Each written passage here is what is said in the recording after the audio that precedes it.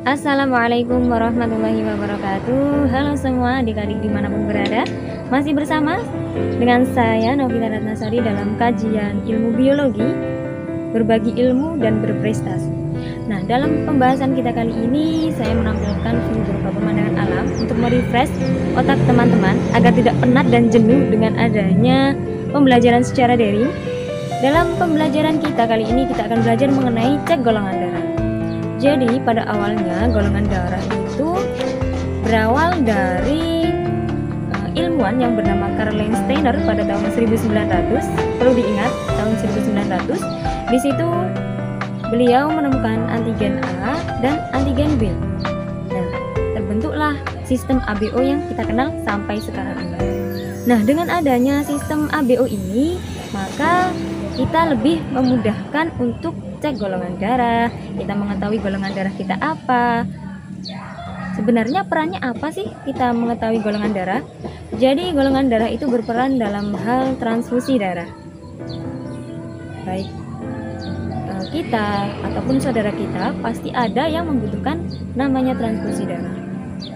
Biasanya seseorang yang habis melahirkan atau seseorang yang kecelakaan itu pasti membutuhkan yang namanya transfusi darah.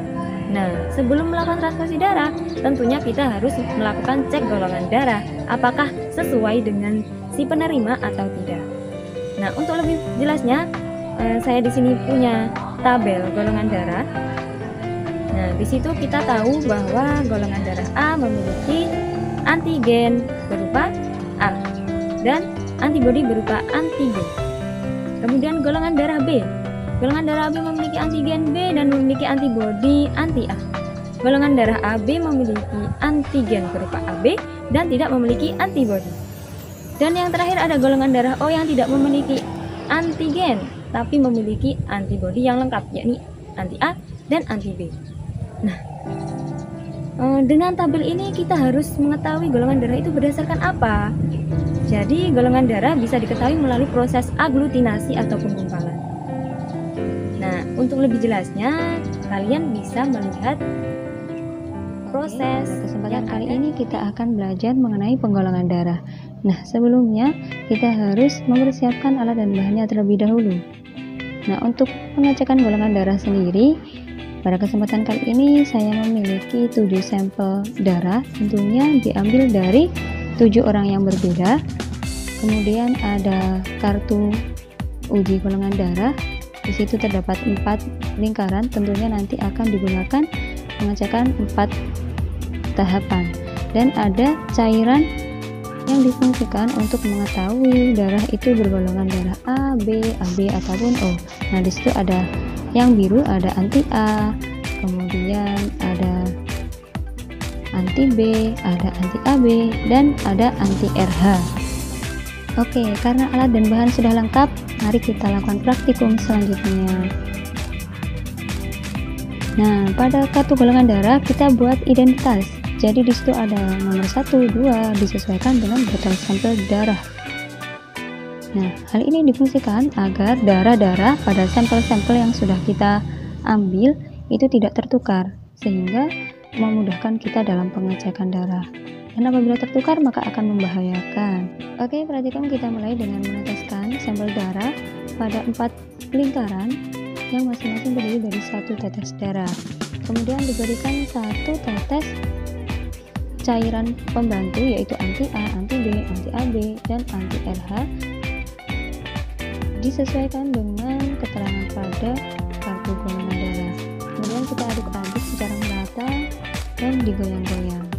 Nah, bisa dilihat penggoyangannya pun harus dengan hati-hati agar tidak meluber kemana-mana.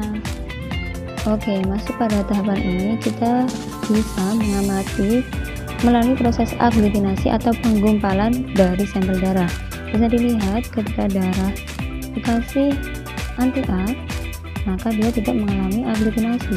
Namun ketika dikasih anti-B, anti-BB, dan anti-RH, dia mengalami proses aglutinasi atau penggumpalan.